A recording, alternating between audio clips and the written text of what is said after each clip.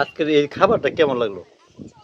আসলে খাবারটা বরাবরই খুব ভালো হয়, যেই কারণে কিন্তু আমরা এত দূর থেকে সেই দোহার নবাবগঞ্জ থেকে এটা কিন্তু মানিকগঞ্জের সিংহের ছয়ানি এত দূরে আসি, মানে খেয়া পার হয়ে এই যে আজকে কিন্তু আকাশ মেঘলা বৃষ্টি পড়তেছে, হুম। এর মধ্যেও কিন্তু আসছি আমরা, মানে শুধুমাত্র খাবারটা ভালো হয় বলে।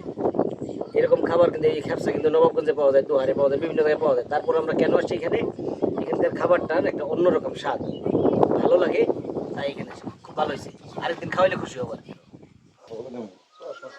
তাই না ভাই? আপনার কাছে কেমন মনে হয়েছে যে খাবারটা? কোন খাবার? এই যে খ্যাপসাটা?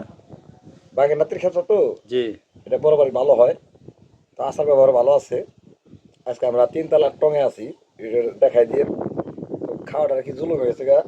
বাবার বসে প্রথম খাইলাম, পেট পড়ে আছে, চিত হয়েছে, এই যে মরছে, জীবন প্রথম খাইছে তো, যেন অবস্থা দেখছেন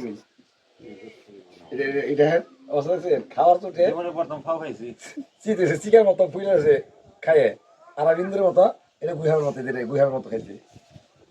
আর ওইটা দেখেন, ভদ্রলোক খুব ভালো খাইছে। আর ওই যে আমার ছোট বোনটা দেখেন, আমার ছোট বোন খুব ভালো। আমরা 4 জনে খাইছি আর হারা 3 জনে, তাও হারা তাওয়া তাওয়া করে নাই।